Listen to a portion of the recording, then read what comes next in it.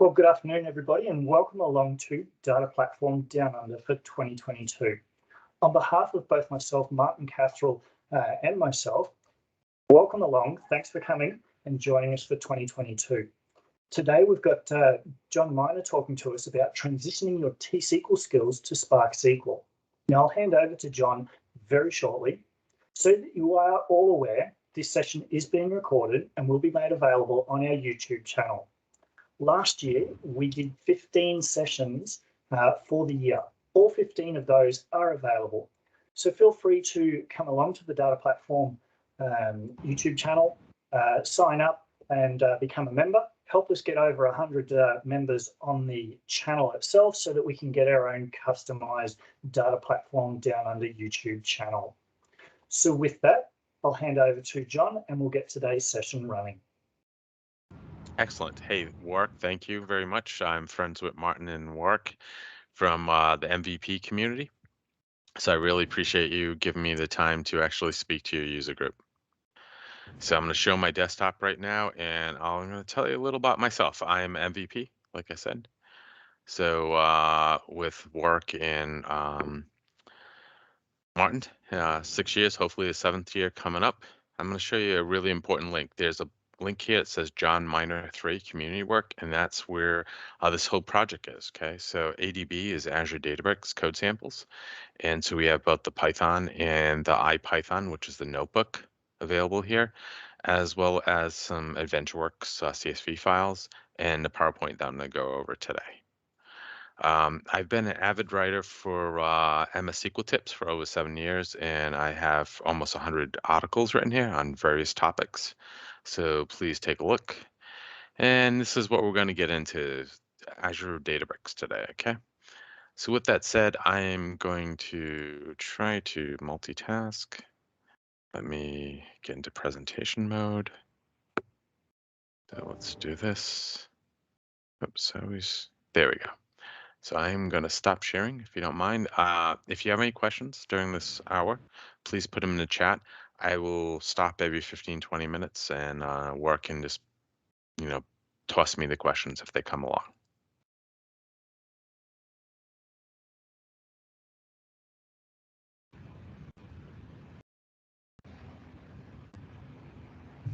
Sorry, John, before you get started quickly, I don't see any links for your website that you were mentioning.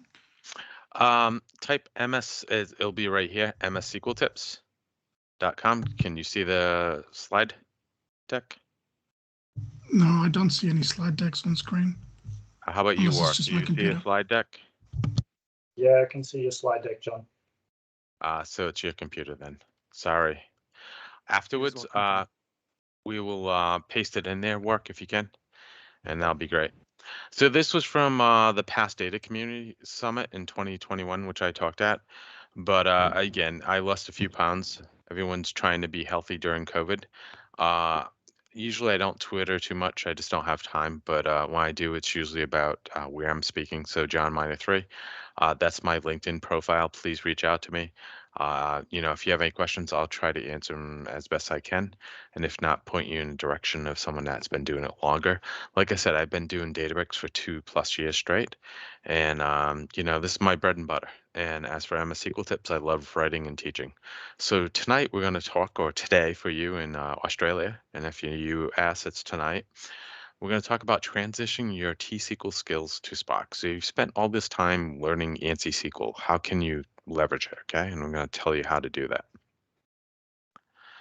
So many companies are moving their workloads from on-premise operational data stores, so ODS, like a database, into in-cloud data lakes, okay? And Spark is the processing platform that's a key player in this transition. So a lot of people are adopting it. There's many different flavors. There's open source, okay? There's Databricks, which has been a leader for the last 5+ years, and Synapse, okay? And as a developer, you want to learn how to leverage your existing SQL skills to take advantage of this growing segment of work, okay? Like I said, I learned Databricks 2 years ago and have not stopped working in this area.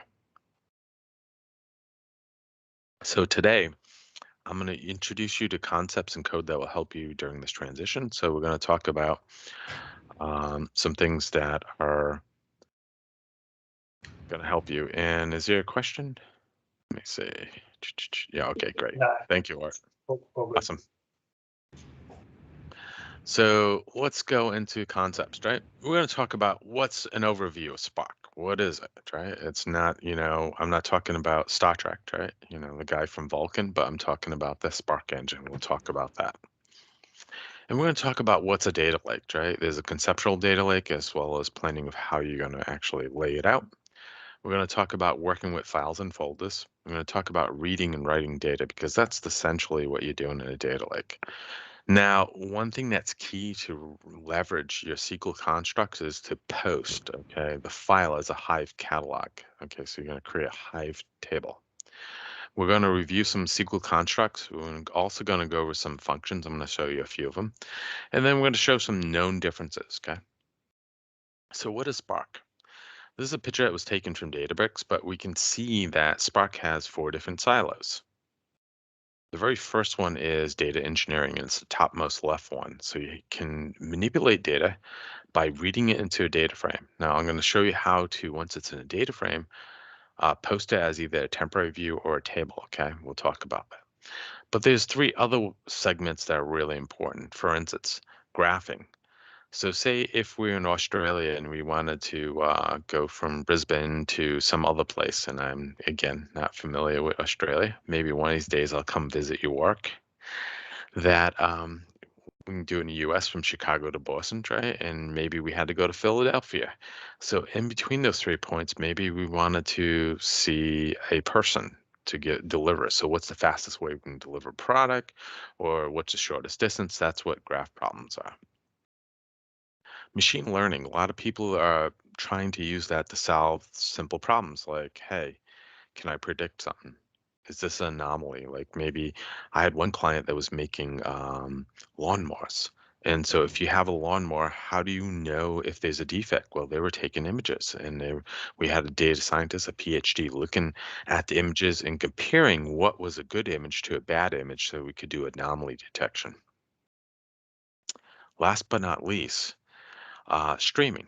So streaming data is that Internet of Things coined by Microsoft. Okay, so we have devices, say a production line that's creating lawnmowers, and it's sending telemetry to Event Hub. So how do we consume that data and get it into the data lake?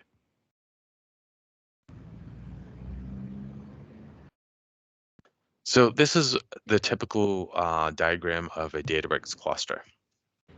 Okay, every cluster has one driver. Now, what is a driver? We can see it's a JVM. In reality, a driver is just a virtual machine, and it's running under Linux, more than likely, and it has a driver, and it's smart enough to know, hey, I got a program, and I need to pass it off to distribute it to the executors. Now, the driver creates a bunch of tasks, and those tasks are assigned to silos. So we can see in each one of these, a silo is either a thread or a CPU. So it's important for the driver to decide how to partition the data so it can be distributed for parallel processing, okay?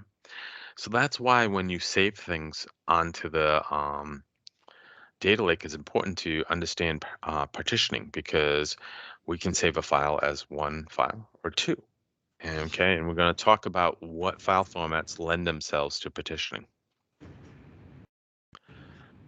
So just like SQL Server, there's something called an optimizer, okay? And this is the secret sauce, okay, that actually is important because this differentiates the open source, okay, offering of Spark versus the Databricks version. If someone's on not mute, can you mute, please? So in this one, we see that there's different things coming in. For instance, we have a SQL query that might be going against a Hive table. Okay. And Spark actually goes ahead and supports multiple languages. Okay. So one of the languages that Spark is built upon is called Scala. Okay. And that's object oriented. So that's where data sets come in. Last but not data frames are associated with Python. Okay. So you do need to know a smidgen of code to actually be good as a data engineer with Databricks. So once this actual plan or program is here, and what happens is that unresolved logical plan becomes a logical plan given a catalog from Hive, and then it goes through and converts it to a physical plan. It has course modeling, and then eventually it creates an RDD and it creates a Java bytecode. So one of the things, if you don't understand anything here except for this takeaway, okay, is that there's something called an RDD, and what is it? It's a resilient distributed data set, okay, and it's immutable. So say we read a personnel file up, okay, and then we want to give everyone a raise because we're doing well at the company today. So we can give everyone a 5% raise. So we're going to take salary times 1.05, give them a 5% raise, and then save it back. Well, how do we do that? Okay. Well, that's what an RDD is. So if we read from a Parquet file and we put it into memory, the first RDD would be an image of what's on disk. The second RDD would be taking that and manipulating it to say, okay, take that field and multiply it by 1.05, and then we'd save that. Okay. Again, the optimize is the key difference, okay, between open source and the paid version.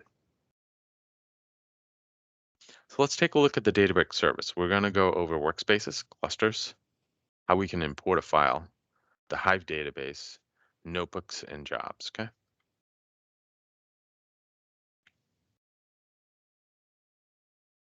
So I'm going to show you my dashboard, okay? So what's usually part of every Databricks distribution, okay, or at least design, is that you need to have a Databricks service. But the Databricks service by itself is not that useful because it only has local storage, and local storage is very limited. So what we want to do is we want to use a storage account that has data lake storage. So if we take a look, we can see there's a container in here. Okay. And if we look at the container, I can tell right away it's data lake storage because it has directories, and also it probably has the way to actually give properties to them. Okay. So we can say, hey, you know what, we can manage, the access. Okay. And that's the nice thing about data lake storage. It has RBAC, which is role-based security. Okay. So we can go over here and we say, hey, what is my access, right? And everyone that reads this needs to have storage blob data contributor. Okay. That means you read write. Since I'm escalated in here, I have owner. Okay. And also we have ACLs, which is read, write, and execute. Okay. So going back to this dashboard, okay, we first have a storage account. That's the basis of our data lake. But we have Spark, which is the basis of our compute to manipulate the data lake.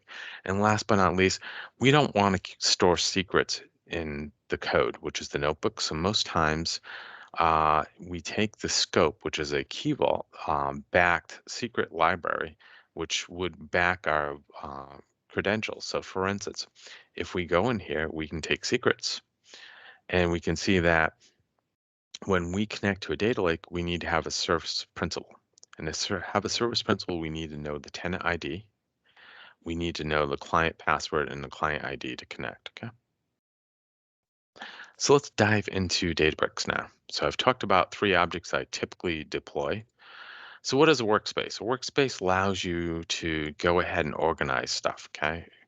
And everything is like, for instance, notebooks. And what is a notebook? It can be a piece of Python code, it could be Scala, it could be SQL. Okay.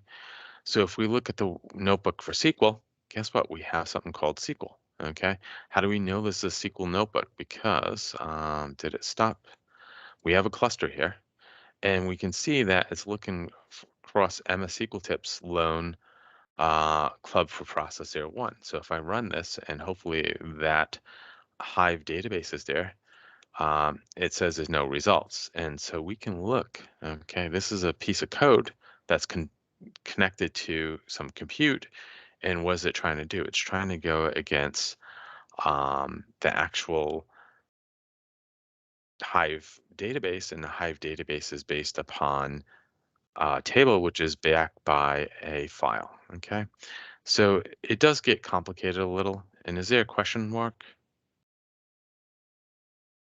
No, no, John. Okay, no worries. I just wanted to make sure I wasn't paying attention. So we can change it and we can ask to run another one. And of course, at this point, it's going to try to run it and we can see what it does. Like for instance, Spark is complicated.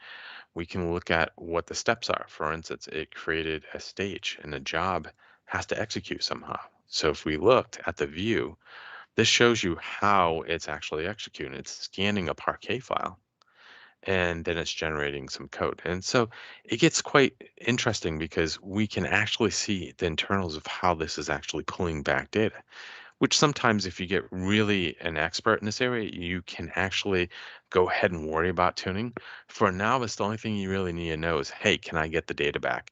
In this example, we can see that it actually came back. The first one was probably a file that no longer exists. The second one we can see is actually bringing back Loan Club data. So we're going to talk about that. So let's go over to spaces. We talked about Workspace, repos. A lot of people are using repositories nowadays to store things. So we can connect this to like GitHub. We can connect it to DevOps, whatever is your favorite, software repository to save your software and to keep track of versions. Recents basically says, hey, I've done some work. I'd like to know about data masking and data encryption. Well, that's something I worked on. So these are files I worked on in the past. I can do a search. We talked about this. This is data, and data is your Hive catalog. So we have a bunch of databases here, and these databases are just tables that are wrapping on top of files, okay? And there's certain files that are more efficient than others. We'll talk into that. The compute. Everything has to have a compute engine, okay? And we can define three different types. We have if we say, where's the create? This is terminate, but let's see if I can do compute. And I think it's here. Okay, there we go. So there's three types. If we do a single node, okay, this means that I want to run not only, okay, going back to the actual diagram here, it means I not only want to run the driver, but the executor on a single VM. Okay, and that can be possible because these are Java virtual machines. I'm just running two virtual machines on the same server. Okay, now remember I said that the driver and the executor are really just virtual machines? Well, how can we tell? Okay, and you might say, hey, John, I don't believe you, right? And Martin says that all the time. I don't think he's on the phone anymore, but I'm going to open up another window, okay? And this one is in resource group B, okay? So if I find my resource groups, okay, and I go searching for B, okay, we can see, okay, that it didn't actually spin up virtual machines. We can see that I know I told three virtual machines. So I have a virtual network, which is the backbone for these virtual machines that talk to each other. One of these is the head node, and the other ones are the executors, okay, the workers. So if we create a single node, then we'd only have one virtual machine.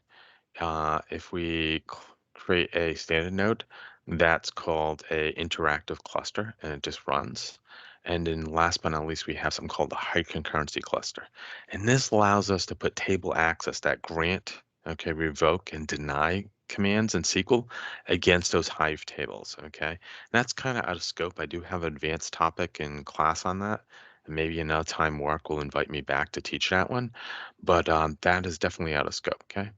So now if we hit cancel, we can see it's a standard cluster, it's running, and it has three nodes. And if we look at it, I said there's different ways we can set it up. One is we can say auto scale. We can say we want to go from one worker to two if the load's too big.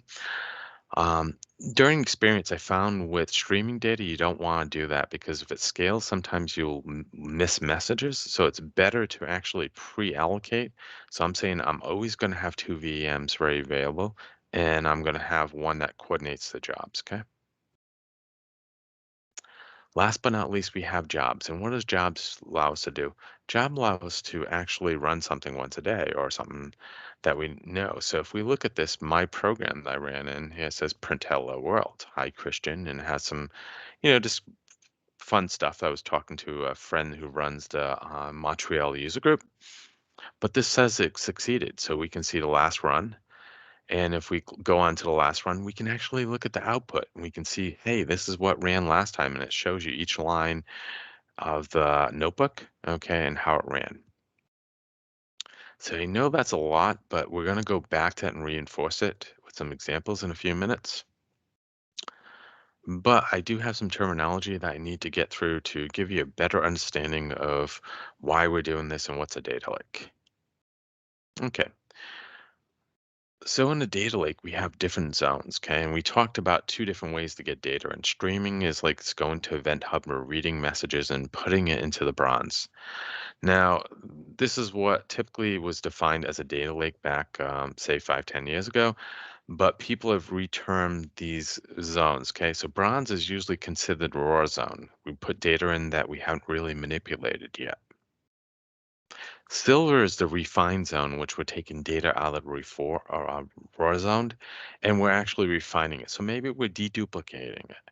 Maybe we're going ahead and doing zip code lookups. Maybe there were some, data validation issues with the zip code, and we want to compare them and say, okay, if it's not a valid zip code, mark it as like a -1. If not, put a valid zip code in. So this could be the different types of processing you would take on the raw data to make it refined data, okay? Now, last but not least, say if we have the EventWorks database and we have a bunch of tables, we might want to collapse products down. Products has like products model, products description, products category, subcategory. So maybe we just want to flatten it down for a reporting view. So we would take, say, several tables in silver and maybe come up with one table in gold, which would be our dimensional modeling, which, say, Power BI can run over. So again, this is the zones that are typically used in a data lake. Why is a data dictionary important? Well, you can either use a SQL database and keep track of the files and where they're going, or a lot of people use a dictionary, okay? And this basically enhances the information that's stored in a data lake. Now, it's very important to use naming conventions on directories, folders, and files because this will allow you to easily find and understand the files. If you don't do this, you might take your data lake and make it a data swamp.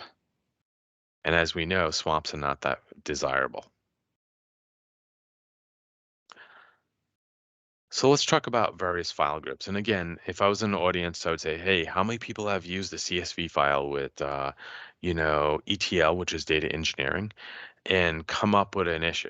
And we know CSV files are really easy to break. We go in, we put an extra comma in, and guess what? We suddenly think there's an extra field, right? Or we put a character return in a field, and guess what? Now it thinks that there's short fields, okay? So that's why we want to stay away from weak file formats. I usually put them in the data lake as a last resort, okay? Now, Apache has thought about this for a while. They're open source, just like Spark. They've come up with several of file formats. There's like Avro, Orc, and Parquet, okay? And you can read up on what they are in the particulars. But Apache Parquet film format won out, okay? And the reason why is that the data is binary. We already know the column names. Like if we had a CSV file, we would have to read the first line to figure out column names. If we want to figure out the type, we'd have to read the whole file. For instance, if we have a field called Social Security number, how do we know that identifying number is really an alphanumeric or a numeric? We don't. We have to read up the whole file to figure that out, and that's time consuming. It also allows for compression of data. So a CSV file, we can't compress it. But a Parquet file, we can put a zip format on, or Snappy, which is another compression format. We can also split it. So now we can say, hey, the Parquet file has 4 partitions, and those partitions can line up with the actual cores of the cluster we have. Now, if you ever done ETL, we know there's different load patterns. There's a full design pattern, okay, and that means we're going to truncate and reload the data set. This pattern's great for small size data because we don't have to worry about anything. We also have an incremental load pattern, and this involves, okay, getting a small data set over a period of time. So for instance, Even with an incremental, we still have to start with a full load. So say our business requirement is to keep 2 years of sales on our data lake. Say we decide to load weekly. So we go ahead and we load 52 weeks worth of data. Then we decide that every day we're going to send an update file over and update this, okay? So at that point, we'd go ahead and use this pattern for small to medium data size, and it works really good. Better yet, when we get to billions of rows, not only do we have to worry about incremental load, but we also have to worry about partitioning, okay? So not only would we maybe, if we're Amazon, and Amazon does a lot of business in the US, and say we're not only wondering about sales for a particular day, but we're wondering maybe we're going to divide it up to the 52 states in the United States.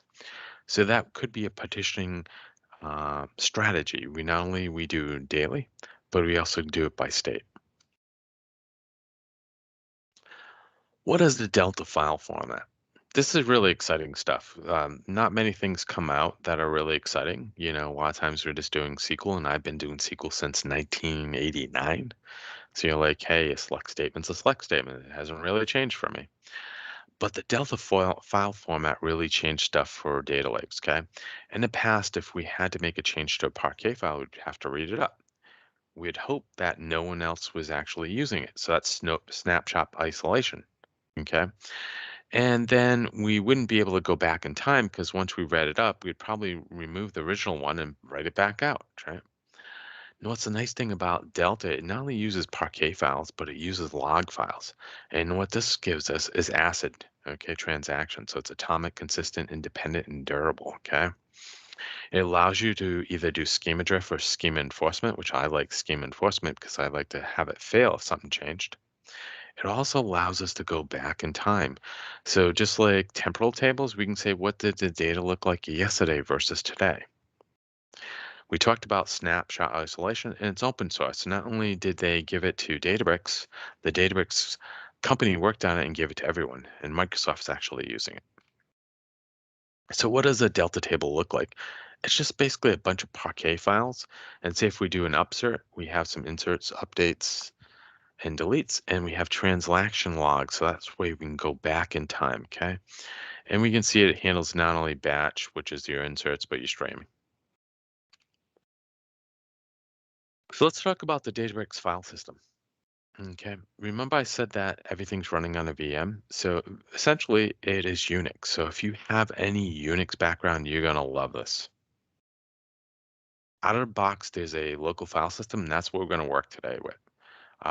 Using remote storage is not a big deal. We can either mount it or attach it at runtime by setting some parameters and doing a credential pass-through.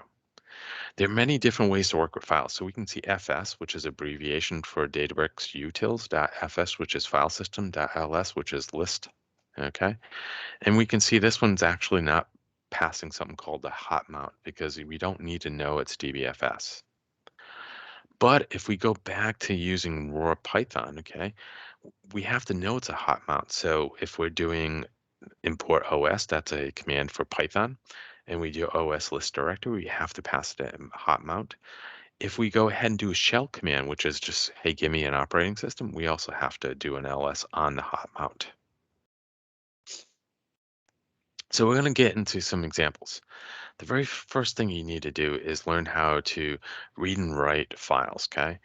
PySpark is a API for the Apache Spark to process large data sets.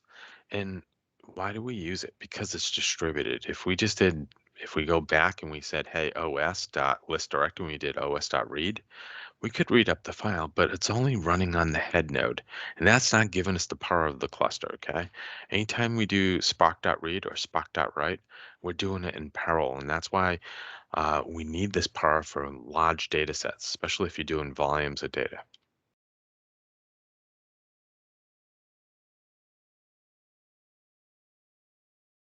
Okay, let's see if I can find, oops, wrong place. Is it this one? Here we go. Okay, so now what we're going to do is, remember I said workspaces can be broken into two places. So we can either have users or shared. So if we went to users, okay, and for instance, CraftyDBA is one of my names, we can see that there's some examples of, say, Databricks, my first learned Databricks, okay? And that's my personal workspace, but I have a shared workspace, and this is the Pi SQL talk, okay? And we're going to talk about reading and writing files. One of the things we have, okay, in Spark is something called a markdown. So I uploaded, okay, into files table avatar, a avatar, which is that little crafty DBA. That's my little logo when I first started talking, okay? And we can see that guy comes up here. And we can do things like, for instance, what are we going to do today? I created this presentation almost 2 years ago, or year and changed, right? And we can see that these are the things we're going to talk about, sample dataset directory and so on, okay? So how can we list files? When I already said the LS works, and what's interesting is out of the box, okay, you know, the system has data sets you can play with. So everyone's worried about COVID nowadays. And so I'm going to put this up here just to show you cut and paste. That's how I pretty much added a new cell. This is called a notebook. And we know it's running Python because we can see it's Python here. So I can put anything that's valid Python syntax here. So this one is pound, which means a comment. %fs means it's a magic command, means we're going to do file system command. It's smart enough to know, hey, translate ls to dbutils.fs.ls. So if we run this by holding the shift enter key, it runs it. We can also hit the little button that says start executing. And what's going to do is now it's given this command to the cluster, which we saw it was 3 nodes, and it's actually going to show you the data sets in here. So we can see different data sets in here. We have hospital beds and US facts and data sets. If I don't want the cell anymore, we just hit this and hit confirm, the cell goes away. We can see there's many different types of data sets. Now, each of these ways the list comes out with a different output. For instance, this is actually a grid. And if it had some real data in here, like something interesting, we can actually chart it. I'll show you that later. This one, the sh command, which is an OS command, just gives you actually ASCII output, okay? This one actually gives you an object back, which is dbfsls. It's saying, hey, show me all the ones in the file store. Now, what is file store? I kind of skipped over that. I definitely want to go real quickly to show you what it is. Say if I am working just totally with local storage, and sometimes if you're learning Databricks, you might do that. How do I get files in? Say I want to get a new file in. Well, no, what we can do is we can hit this Databricks thing that's going to bring us here, right? And there's the import export. So we can click browse. Okay, whoops, I want to click here. And now what we can do is we can say dbfs, and now we can see what's mounted. So we can see in the file store, okay, we have AdventureWorks tar.zip. It's a zip file. We can also see there's some import stage. There's different files in here. There's tables. And so we can see dim.currency.csv is like a file for the CSV for AdventureWorks, right? So now if we go back to upload file, we can select, and I can, whoops, I always forget which way to do this. Should be able to select. It might be back to here and then click here. It's always the interface is the hardest part to learn. But if we go desktop, and then this is the talk of transition skills, AdventureWorks, say I want to put a CSV file of the reseller up, right? So now I brought it up here, and it gives you an UI here. There's a lot of things to help you. We can create a table, and I can mount it in Hive, or I can say create a table in Notebook, right? And then I can do there, and it's actually going to come up with our first Databricks program, okay? We can run it. So let's take a look. We're going to run this standard cluster. And I say the file location is where I just uploaded it. It's CSV file. I want to read it. I'm going to infer the schema because I'm not going to tell it what it is. I'm going to say the first row is a header, going to give it a separator as a comma, give it the file location. And if we run this, we're suddenly going to get a grid, okay, a data frame that's going to have all the data. And we can see, whoops, it got the wrong delimiter. Oh my God, what's going to happen? I don't know how to read the file. Well, we can change that real simple. We go here, we run this again, and suddenly we got the data like we want. And we can see, guess what? There's no header on this. So we would have to pass it a specification. We could also create or replace a temporary view.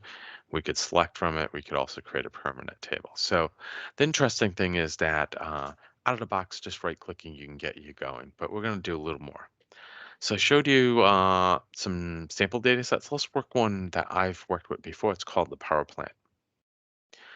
So if we look at the DBFS, which is a file system / Databricks datasets and power plant data, we hit enter, we're going to see there's some files there.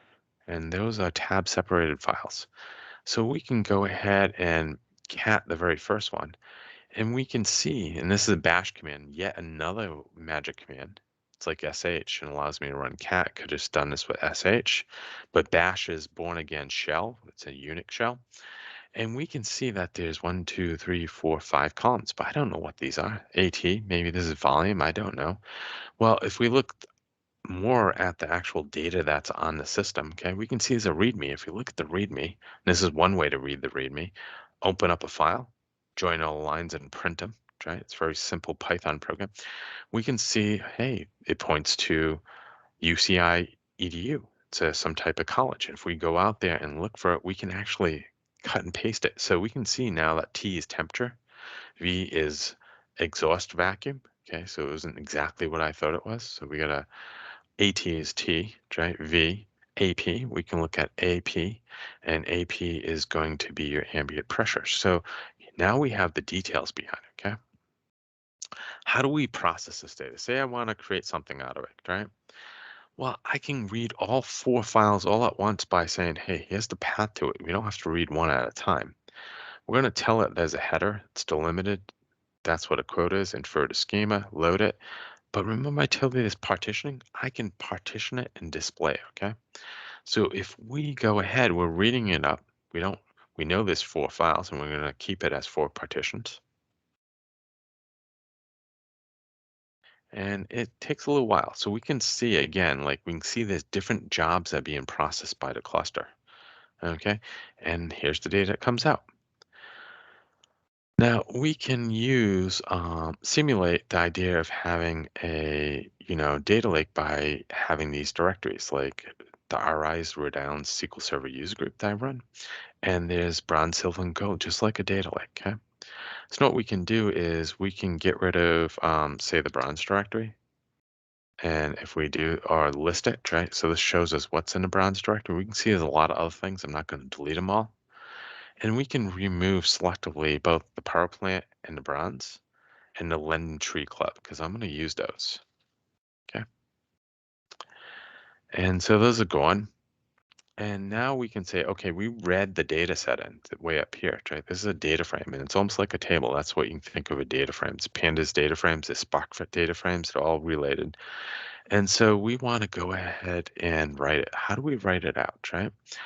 Well, first we can figure out how many records there. And that's just by saying dataframe.count. We can see there's almost 50,000 records. And to write it, again, in parallel, we can say, here's the destinations, the bronze zone. And we had before, right, nothing there, but we're reading it up. It was coming from the source directory, right? And if we look at the source directory, it's back at the data sets.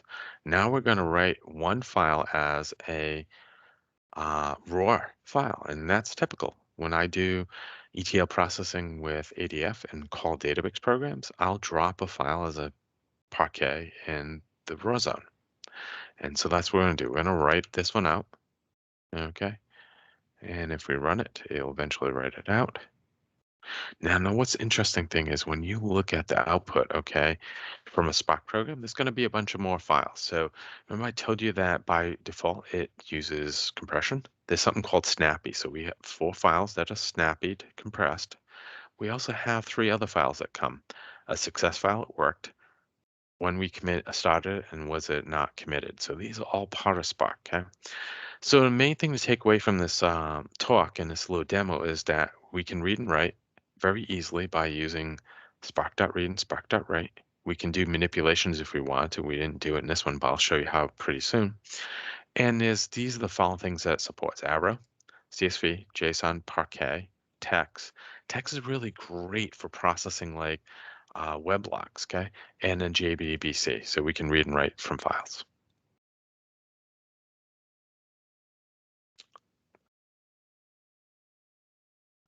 So let's talk about processing files. We saw that weak type files take more time to process because we have to infer the schema, right? And so one of the things we want to do is pass a DDL, a data definition language string. So we can say that maybe the first column's ID is int, comma, and so on. I'll leave it to you to look up the syntax, but it's definitely there. One of the things we also want to worry about is how to handle corrupt records, okay? And I will talk about that later on or another talk. We just don't have enough time for an hour talk to talk about it. Let's talk about how we can manage SQL, and we're going to skip over the example, but we can create databases, okay? And a database is just a logical container. Like, hey, we create a logical container for, the power plant data or for lending tree data, okay? Spark SQL allows you to dynamically run, okay, some SQL and pull back a data frame, okay? We can also test it ahead of time with the magic command sent SQL to run anything against either something that's a temporary view, which is a data frame, or we can run it against a actual posted table. Now let's talk about the different ways between working with a data frame versus working with SQL. Okay, so there's two ways in which we might want to partition data. For instance, we want to select. So we want to reduce the number of columns, right? So we're going to select 3 columns. So that is partition data by actually selecting its, vertical versus horizontal, right? Selection. And where reduces the number of rows, okay? And a lot of times we want to create or reformat new columns, okay? So we can do that with column, okay? And so we're going to show you how to refine the lending tree club data, okay, using data frames.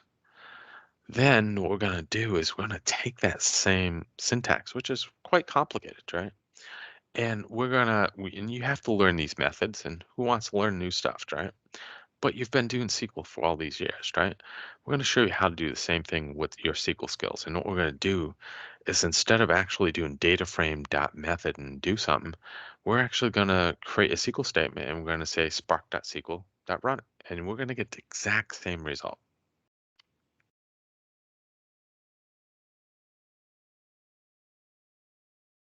Okay, so we're going to go to Workspace. We're skipping the managed New York City cab data. I suggest you take a look. It's an interesting data set. A lot of people have used it. It has millions of rows. We're going to go right to a very small data set called Lending Club data. And, just given the time, if I had more time, like an hour and a half, I would probably present on this. Again, this is a mock-up, and what we can do is we're going to look for the file, right? And so I happen to know where it is. It's on the Databricks lending data sets, Lending Club loan sats, and we can see there's two. There's a README file, and then there's a data file. We can print the README file. You've seen this before. The cat, which is catalog, the actual text file, it just prints it out. sh is a shell command. We can also do other things like dbutils.head, and that's like the head and tail of, typical Unix commands. And we can see, hey, we're just reading 5,000 bytes in, and we can see there's a lot of fields here, and then there's some data. And not all the data is formatted the way we want. Like for instance, this is October 2018. Well, it doesn't have 2000 in front of it, and then also October is a, alphanumeric. So how do we fix these things? Okay. So we can go ahead and I'm going to skip over this because we definitely do not want to remove everything. Okay. We can run this piece of code though. This is going to first try to remove the lending club data. Okay. So in the bronze zone, and this is typical stuff when you're on a lake. How do I move stuff? So, and I always use Python. So dbutils fs remove, recurse means true, means remove everything. Then I want to create a bronze directory, and I'm going to do the same thing with a silver directory. And then I'm going to copy from the place where we have the sample data sets in my bronze zone, okay? So this is just some way to show you typical manipulation that you might want to use when you're writing a data engineering. Okay, a lot of stuff can be done in Databricks. I'm at Azure Data Factory, but you can also do it in Databricks. Okay. Now, what we want to do is if we look at DBFS, Rhode Island SQL Server User Group, Bronze Lending Tree Club, we can see that the file we're interesting is there. That's one way. We can also do it another way using ls. Let's read it in. So spark.read, we've learned, does a lot of things, and there's many different ways. We can say like option file, CSV, so on, but this one's going to read a CSV file.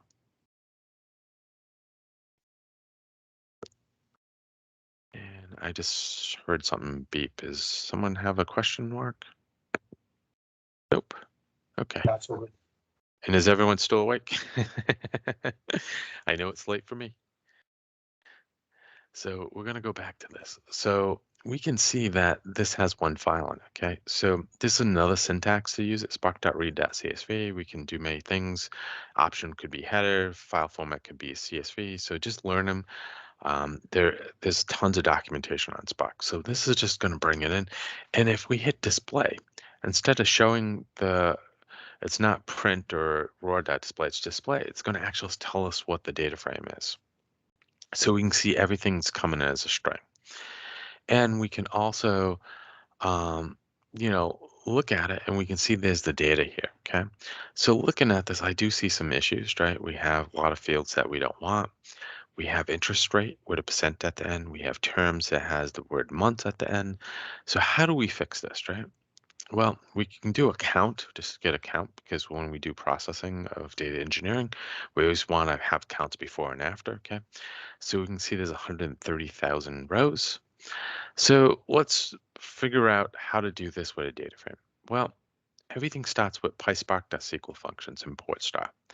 And the very first one is we're going to say data frame raw.select. So we just want these fields. That's it. Now we got some really ugly stuff here, and I'm going to show you a better way to do it later. But for now, we're going to do it the way it is with data frames. We're going to create a new column called bad loan. Now, what does this weird stuff do? Well, let's read it. First, we're going to say, is the loan status in current or fully paid? If so, it's a good loan. But the tilde means not. So we not want rows that are current or fully paid. Those are bad loans. Then we're going to cast it to a string. So we're going to get a true or false value. Then we're going to use something called regex replace. And what we're going to do is we're going to look at interest rates and we're going to replace the percent with nothing. And we're going to cast these to floats. We also want to convert the number to years. So we're going to substring 54 and make a double out of it. We're also going to do the same thing with the issue year, the earliest year, and we're going to calculate the difference, okay? Then, if we remember, the actual employee term is really difficult. We're going to say regex, and we're going to make a replace, and this is going to be a lot more complicated. We're going to say, hey, if it's a space, many of them, get rid of it, or one or more. If it's A through Z, A to Z, guess what? Again, it's length, it's a numeric, we want to get rid of it. And if it's not applicable, we convert all those characters to nothing, an empty string. Then if it's less than 1, we want to make it a 0. And if it's greater than 10, we want to make it a 10. And last but not least, we want to cast it to a float, okay? And we're going to display the data, and we're going to repartition it as 2 files, write it out as Parquet, and we're going to save it to the Silver Zone because now we have refined data. We've selected fields and we cleaned them up, and it's a single 2 Parquet files. So we're going to hit this. We're going to run this. Again, just take a quick look at the data. We can see 36 months is here. Another thing that we cleaned up was the employee length, and we can see we have NA, so we want 0, 10 plus years, we want 10, and everything else we want to get rid of, and that's what that regex does. And if we come down and look at it, guess what? Now we've cleaned up some of it. So if we go to the end, we can see bad loans, false versus true. We get rid of we get the issue years, we get the credit length, and I think I did in replace on employee term, and so we can see that we have 3 through 10 and nulls and zeros, okay? So if we had not a database here, we could drop and replace it. And so what we're going to do, we're going to say, okay, we have this database. We can see it's a logical database. We have 2 logical tables. If we run this right now, remember I said Spark.SQL runs the SQL in the Hive, and we can see that in the Hive database, it's gone. We have no tables anymore, okay? And I think I just got out of my notebook. So we can go back to recents and go to here and go to the end, hopefully. Okay, let's go down. And right there. So we deleted the whole database. Okay, we created a new one. And now we're going to create a table. So we're going to say if the table exists, drop it, which we don't really need to do, but it's good practice if we weren't dropping the database. And then we say create a table using a Parquet because we know Parquet format. And even though it looks like a file, it's really a directory. Okay. So this is our first way to process it. Okay. Processing temp 1. So we run it. And now if we select from it using a SQL statement, because it's now been posted as a Hive table, we can do everything we've done before, but using SQL. Now we could say, hey, what's the sum of the interest rates? And it would give us an answer. Let's do it a different way. So remember at the very beginning, going to go all the way back to way back here. We did raw equals spark.read.csv. So this is nothing's been done to it. Unlike when we get to loans, we're starting to select and doing transformations. Right? So if we go down to this statement, way down to here, this is the second way we're going to process. We're going to create a view named temp loan off the raw. Okay, so if we run that, now we get this temporary. And if we say show columns, that means, hey, show me the columns. Now we can see there's a lot of columns here. Like I said, we have to select some of the rows, not 145. And we can also select the top 10. We can see there's some data there. Let's rewrite that stuff. So the very first thing I usually do when crafting a data program using select statements, I use the %SQL to figure out what it's going to do. And then we can put it into code. So we're basically doing the similar things. Like, for instance, we had dot cast and we gave it a float. Now we're using SQL cast as float. And regex is just a function. So we're regexing replace on interest rate. We're replacing a % with nothing. We can also do these complicated regex and nested like we did before. The last thing is that tilde. We can just do a case statement. If the loan status is current, then it's not a bad loan, so it's false. And if it's fully paid, hey, we're done, it's false. Otherwise, it's a bad loan. So now we run this and we can see we got our answers, right? So we're going to go ahead this time and put that code we already tested into a program. That's how I do it. I test it first and then put it into a program. This is going to create a string. And then we're just going to execute the string. We're going to say Spark.SQL, execute the string, and then write it out. So we're doing the same process. The only difference is now we're leveraging that years of SQL knowledge that you have to do data engineering with Spark.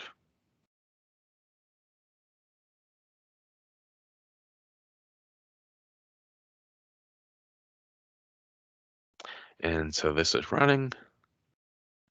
And depending like me, maybe it's a little tight. It's going to take a little extra.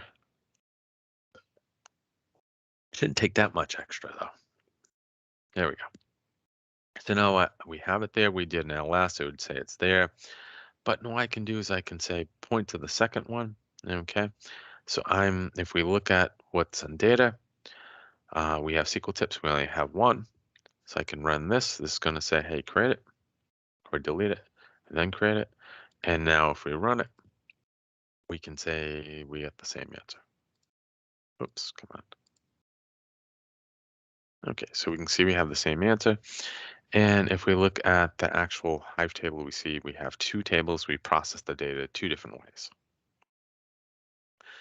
So personally, I love, using the non-data frame one because it's stuff that I'm really used to, okay?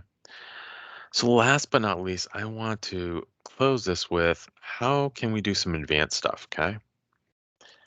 Okay, and so we're going to look at one more example. And so we're going to go to notebooks.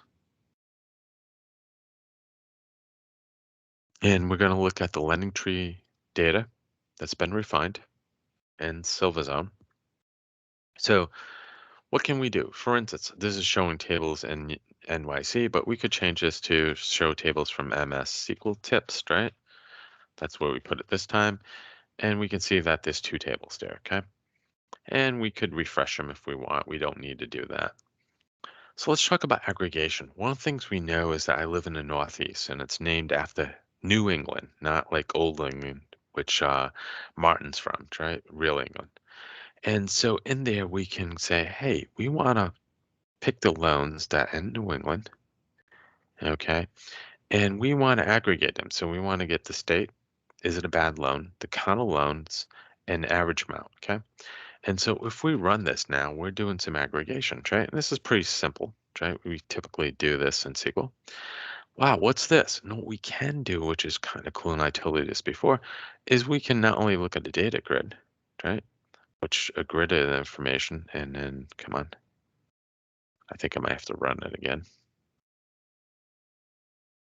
We can see the data here, but we can also show it as a chart. If we click the chart, we can see now that basically Connecticut had 2,065 records, okay, that were good loans, and we had 38 were bad, and so on. So this has given us a picture view of what the data is, okay? And it's kind of cool. It's for quick insights. Now, this we could create. We're going to show you an example what common table expression in Windows functioned. But one of the things we have to fix is remember that earliest year, it didn't add the 50, okay, to 2000 to it. So we're going to say anything less than 1950, okay? We're going to consider that we haven't had a loan back then. We're a relatively new lending company, so it has to be 2050. And anything greater than 50, it has to be 1900, so 1951, okay? So we can go through and we don't have any of those problems except for like 1999. Well, it's greater than 50. Then we're going to add a 1900 to it and we get the data that we want. But we want to use this as a CTE. So let's start looking at. So our first one is to actually take the data from the New York City loan processing. We're going to take the state and we're actually going to go get the loan year and amount. Then what we want to do is we want to do a running total, okay? So we want to know, okay, sum, okay, of all, okay, the data by the state first, ordered by the year, and we're going to do unbounded. So we're going to start counting. We're also going to do row numbers, and we're going to grab it from CTE, which is this CTE is the cleaned up with the year. We're going to say where it's Rhode Island, Connecticut, and Mass, and we also want to know anything that loan year is greater than 2010, and we're going to aggregate, right? Because to do, these windowing clauses in a sum, we have to aggregate. So we're going to aggregate by the state and by the loan ID. Okay. So if we run this, that's the very last example, and take a look, we get some really interesting SQL here and results. We have row, so our first loan, and again, we didn't order it by ID. We just randomly picked it by state. If there was an ID, we could order it. And so we're going to do a running total. So the loan amount for loan one is 40,000. But the second loan amount is 5,600 and the running total is 45,600. We're going to add a 10,000 to it, so it's 55,600. So we can see where this is going. And if we go all the way down, we can look at the very last record, right? And the very last record will have the total of all the loans in Connecticut, okay? And again, this is just a try example, but I want to show you that you can use the SQL that you have to do very complex problem solving and data engineering. Okay, summary. Hopefully I didn't, bombard you with too much information. I know there's a lot to go on here. I suggest that, you go look at the docs, look at some more videos. I mean, this is just a crash course into introduction to how to use Spark SQL, okay? And I chose Databricks, but Spark SQL is what, Synapse, you can pick out of the box, open source Spark, it'll still work, okay? Microsoft has been doing the data platform design. It's an architect in which, the data lake's the hub. It's the center of the world, okay? And so basically you have the spoke. And what is the spoke? It's produces, such as the IoT. Maybe, it's coming from SAP, which is the ERP system. So that goes in the hub. And the consumers might be another spoke, maybe Power BI or whatever's your favorite reporting tool, like Click, okay? And so the nice thing about that is that you can put not only all the data from your traditional ones into the data lake, but you can do untraditional data, such as, like, for instance, video, pictures like I talked about, maybe that lawnmower that's being created, okay? And that can be put into there. And what you can do is you can either do data science to predict the future, or you can manipulate the data. But regardless, that curated data is available to one or more consumers for analytic reports and to look at. The most important part about, using a data lake and creating it is to actually use some type of naming convention. That includes the data lake entry. Any type of coding you do, try to make it the same, because the next person that's picking up the project will love you. Okay. It allows you to understand the nature of the data as well as the purpose in question. Both Azure and Databricks and Synapse are offered on the Azure platform, and they both support Apache Spark. Okay, so the skills that you learn um, in Python, a little smattering of Python, and Spark will be transferable between the two products.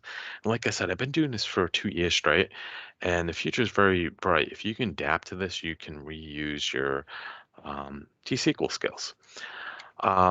You curious? Just go through these. There's some references, Databricks documentation. We talked about SQL functions. There's a ton of them for Spark. There's data frames and ADB, which is an article I wrote on Azure Databricks local file system. So at this point, I'm going to open it up. Is there any questions? Feel free to either put them in the chat window or take yourself off of mute and ask the question. So while we're waiting, thank you, John. There's a lot of information there. Oh, so, yeah. I would suggest that this recording, which will be made available in a couple of days' time on the YouTube channel, that you'll probably want to definitely come back and rewatch this so that you pick up everything that John has taken us through. So with that, does anybody have any questions? I see a couple of people typing. Yep. So you can see the chat window now, John. Hey, David, thank you. Yeah, there's a lot to learn. If you have a foundation in Linux, like I did a lot of Linux back in the day, then, those file system operating commands will be great. If you're curious about data science, definitely learn Python. It's the way to go. And so I'll help you with the Python syntax, but you don't have to be an expert like to get data engineering. Like I showed you, you just need to read it up, create it as a view, and then start using it. Now, what I didn't show you is that you can create multiple views. I can read up file A and create view as, say, like address, and then I can read up file B, right? And then say it's customer address, and file B could be sales. And I want to know where all the sales header. So I know not only the location, but the dollar amount. Now I can go ahead and say, hey, give me all the sales in all the states for 1999. Guess what? I have the data there. So I can cross those two tables as views, temporary views, get a result set by playing with the SQL, and then write it back out as a file. So yeah, using, Python and PySpark is really easy to do data engineering. I hope I've shown you that. And there's a lot more to learn. So hopefully enthused as I am about the topic. And like I said, I've been doing this for 2 years straight and have not had a single paycheck missed. So I've been busy. Thank you, John. Awesome. Well, if nobody has any other questions, we're only a couple of minutes over, which is fine as per usual. We don't keep to a strict time frame. Excuse me, but thank you, John, for your time and presenting to us. Enjoy your beverage. Cheers. Thank you for attending. Everybody else here, this month, we actually have a second session this month. So I believe in 2 weeks, just over 2 weeks time, we have a session on KQL with the Microsoft product team who look after that particular product. If you haven't already registered, make sure you do. Everybody have a fantastic month, and yeah, sign up and join the YouTube channel. I'll see you all again online soon. Awesome. Stay safe, and I can't wait till next time we meet in person, Martin, and work. You too, John. You too. See you later, mate. Yes. Take care, mates. Have a nice night or day. Bye. Bye.